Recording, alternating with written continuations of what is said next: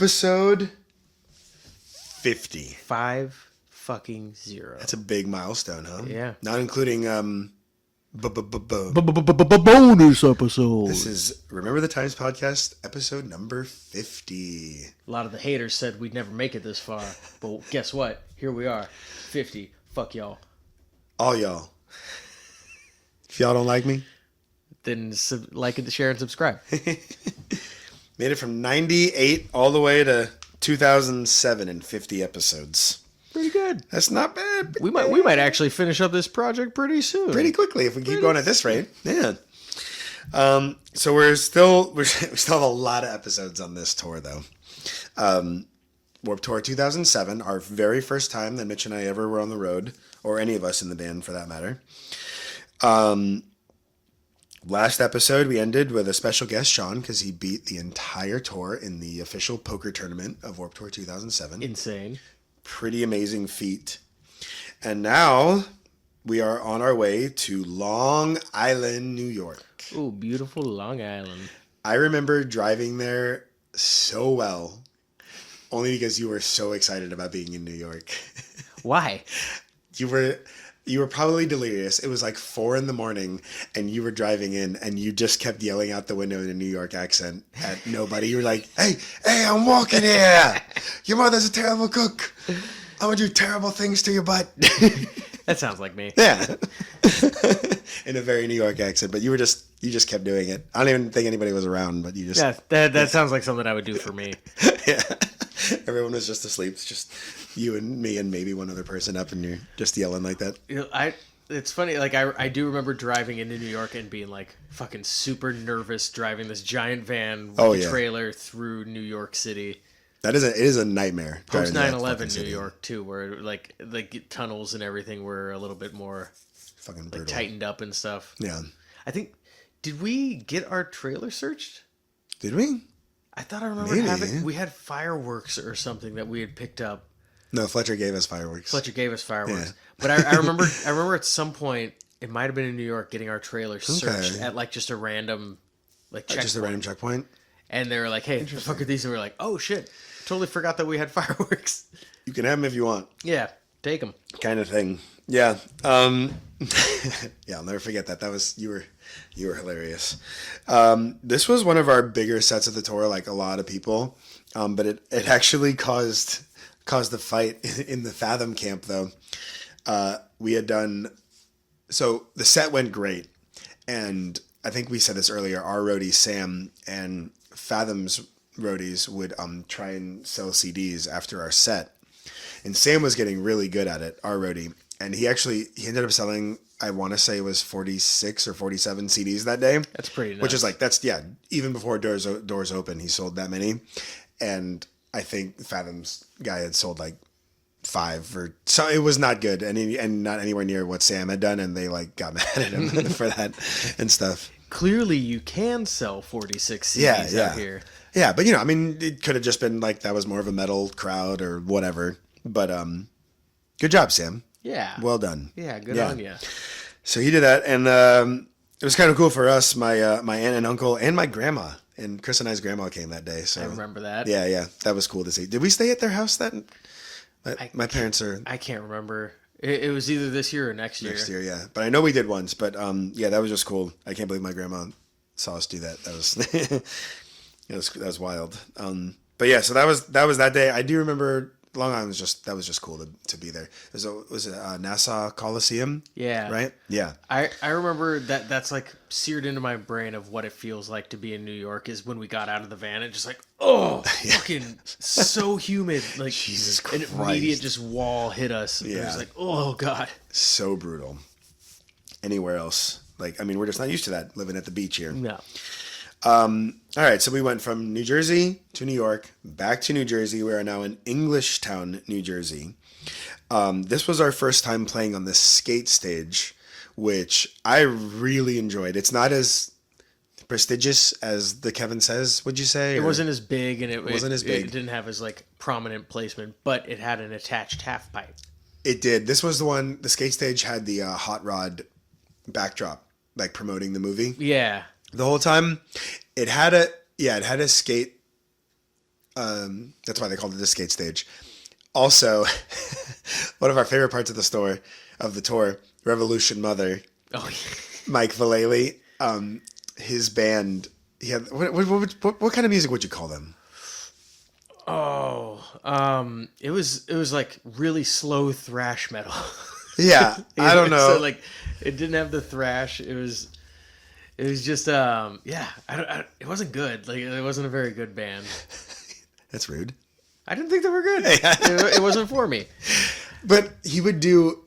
So Mike's band would do 2 sets, and he would do 3 skate demos every day there. That's a gnarly hard day. Work. Yeah. Yeah, that's like big ups for that at least. Yeah. You are recording it. Yeah. Okay, I'm sorry. I'm not knocking Mike Vallely at all. Sure, it's just not your brand. It was not my style of music. I very much enjoyed their set though. Like, they weren't very guitar heavy music, but they would allow the guitar player a guitar solo section, but he would put on an army helmet while he would do the solo. For the solo. Just for the solo. Like, all right, time for solo. And it was like an army helmet with like the little spike on top of it. Yeah. There's an interesting choice. I just remember they had a song and we never knew what they were saying, yeah. So we would just make fun of it and it went, Wabby Double! It sounds do or die! Wabby Double! Suicide! If you hear the song, it literally sounds like he's saying Wabby Double. And they're like, man, Wabby Double! I hope they play Wabby Double today. But it was fun. Also, the skate stage was managed by Mr. Kenny Leith, who is he was on that show Warped Roadies. He's also in the Seize the Day Avenged Sevenfold video. He was their stage manager for years. He was Slipknot stage manager for years. This guy's like, he works at Coachella. He's very big in the industry and that on that side of things. He also is a giant man. Basically, he looks like King Trident with tattoos. Like he's long white hair. And terrifying if you're not like his friend. Yeah, which one time I'll explain later. He was very not happy with me, and that was terrifying. But he also would give us his scraps as well because he could see we were near death. So yeah, Kenny was another one that very much saved us, and he actually, I think he kind of like went to bat for us and let us play on his stage more than we should have been allowed. Yeah, because it was his stage, and we were helping him set it up, if I remember. So that's like an unwritten rule that you kind of find out as you go. Like if you're like in our position, if you're on the tour, we found that this would actually splinter us up more at night. But you would, the thing to do was to go back and help break down the stage afterwards. So if we played on the skate stage, we would go help Kenny. If we played on the Kevin Says stage, the stage manager's name was Brooklyn, if you remember him. So we would help him break down. But I feel like we ended up helping Kenny most nights anyways, just because we wanted to be on his good side, you know? I think we talked in the first or second Warped Tour episode about how we had assigned jobs, and it got to a point where somebody's job was always go to Kenny and help him set up the stage. Absolutely. So at the end of the night, after we broke down the 2 tents that we were manning, we would go help everybody else in our merch world load up their stuff onto the Penske and put ours on there. And the other half of us would go help Kenny or Brooklyn break down those stages. So and it was gnarly. Getting your face in front of people who could potentially help you get on the stage later. Yeah, we were doing anything like that to just to get our names out there. Another thing we did, this was Sean's idea, which was really good, but we everybody was trying to give more clothes to the catering crew or something. I don't know, whatever, it was something, but the whole catering crew got Allura shirts and they were wearing them. Do you remember that? Because they're you're serving everybody on the tour. Yeah, to see you wearing the shirt. Give them a free shirt. So yeah, that was So we were literally it was very smart. We just anything we could do to get our name in front of people like that was what we did. So yeah, but it was very exciting to be on the skate stage. And then next day we are in. Hey, we had a day off there on August 6th. Oh, look at that! Our second day off in fucking forever. Noblesville, Indiana. Do you remember much about this one? Yeah. Yeah? What do you got for me? I think, was this the venue that we left to go buy sandwich fixins in the middle of the day or something like that? We finally figured out maybe we don't need all of us there at all times. Yeah. It's still important because we're running 2 booths, but I feel like we had Sam go a lot. But we would have him go get bread and cheese and like mayo mustard and we realized like we don't have to starve. Like we can get like kind of some bare minimum shit. Something. So I mean, I think it probably cost all of like $5 to buy the sandwich fixins. Yeah. But we started doing that. Yeah. Just to get us a little more food. We realized we weren't gonna actually survive the whole tour if we didn't eat at all. We also befriended. Namely the two sisters, but just the whole monster truck. Yeah. We befriended them, and I remember this day specifically, like going to get the, they came out, what was the red ones? The red monsters, like assault or something? Yeah. I just remember one of the girls giving me like a full box of the assault ones. Like, fuck, yes. Yeah. We can stay up tonight to drive. We now had a steady permanent supply of energy drinks. Yeah. And I remember we had driver seat, passenger seat in the van, and there was a small cooler sitting between that just had energy drinks in them. All monsters. And he's like, this is I finished one, so I'm gonna put it away, and I'm gonna open my next one. So I got 4 more hours to drive. It just reminds me of something. Like I didn't need to buy energy drinks or coffee too much because we had that. And I've never done this since, but on this tour, I would buy chocolate milk at night. Huh. Like when we stopped at a gas station. Weird. I don't know why I did that. I mean, I do get into habits like that on the road, but yeah, just some fixation. Mine. It gives me something to look forward to, you know. I started buying like cheap DVDs from gas stations at one point. Nice. I was like, yeah, this would be cool. Yeah. And then like some of them I still have, and then now you can see over behind AJ, I still collect. Yeah. So maybe something was going on already. Yeah. It was in your mind. Yeah, I don't know. Like, for me, like on the road like that, like it gives you like something like to get excited for at the end when there's like, you know, nothing else going on or like, because you don't drink at all. Yeah. Well, no, I mean at this point now it's like, all right, I know which coffee shop and I know which fucking like restaurant I'm going to in this city and that city and stuff. So make it a little more exciting for myself. But all right, so that's Indiana. Do you say it Burgettstown? Burgettstown. Yeah, I don't know. I don't remember this day at all. And then the next day was Mansfield, Massachusetts, which is like 45 minutes north of Boston, I want to say. Okay. I do remember this day. I remember it more so 08. I don't remember anything that happened this day. I don't know about you. No, because the only thing I'm thinking of probably was in 08. It was 08, yeah. A lot happened in 08. But yeah, so that's 2 days in a row. I got nothing. Yeah, they were shows. Yeah. I bet we played. I think we did. I'm pretty sure we did. Yeah. And then this last one, we did play. It's in a city called Darien Lakes, New York.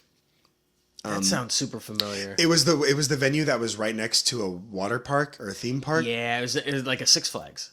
And we got to go in for free. We found out about halfway through that we could just go in. And I think it was a Six Flags. Is it Six Flags? Six Flags okay. brand. But yeah, we found out like pretty late into the day. We were like, somebody had said that we could. We're like, no, we can't because we're the shitty small band. Yeah. No, you just walk in through there with your Warped Tour pass, and they just let you in. Fuck. And we're like, we're so famous. Can I go on a ride? We took turns going on rides. That was right. Those kind of things made you feel like slight royalty, like compared to the bullshit that we were getting. You let me in a back door at Six Flags and just go on any ride I want. Absolutely, free movies, free theme park days.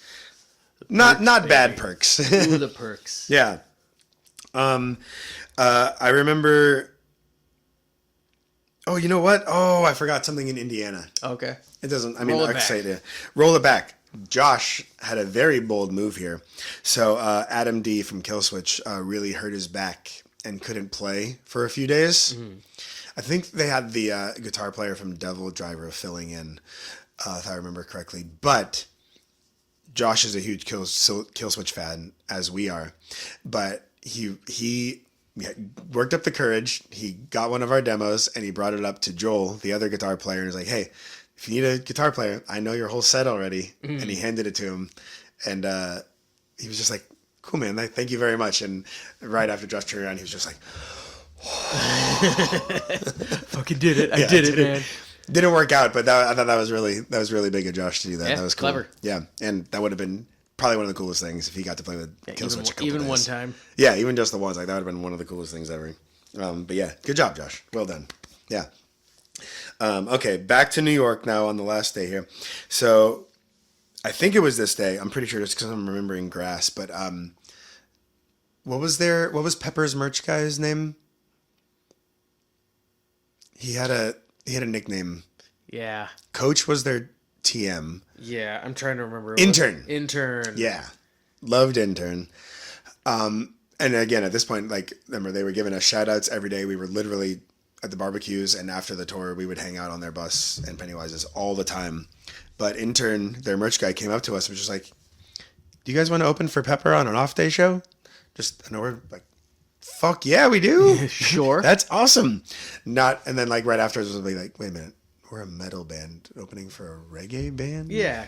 Whatever, fuck it, let's go. They're going to offer it. Yeah, so this will come up in a couple episodes, but they asked us to open for them at the Senator Theater in Chico, California on a day off near the end of the tour. But that was really, really cool of them to ask us to do that. Yeah, and I remember it being like kind of hush-hush because bands weren't supposed to be booking off-day shows. Yeah, it's like a radius clauses. So we'll talk about that more. But yeah, it was like they were like, do you want to play open for us? Yeah, don't. Kind of thing. You can't post about it.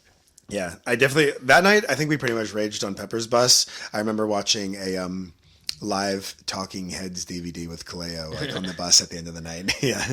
I remember that feeling like we had been like tapped. It was like, you are like now our little brother band. Yeah, we're gonna exactly. We're going to make sure you're good. And like, yeah, they'd already been so cool to us the entire time, but this was like, all right, now we're going to start giving you shows. They gave us that, and they were like, it was like whispers, but like, Yee had come watch us play. We were hanging out with them every night, and they were actually like, they have their own imprint label. I think it's off of Volcom, or maybe it's their own now, but I think it was an imprint of Volcom at one point. But they were like talking about signing us too, like expanding off of just the reggae thing. Mm-hmm. So we were like, damn, this is getting crazy. It's here. happening. It's all happening. Yeah. But yeah, so that was a really fun night, and we were so excited because now we had a really awesome off-day show at the end of the tour. And then we finally have some time off, not because we wanted to, but the tour was going to crossed into Canada again. It just so happened, though, that your brother was getting married when the tour was going to Canada. Yeah. So, I remember finding out about the dates lining up in a way that like it worked, where I was like, oh, thank the fucking Lord. Like, I don't have to pick.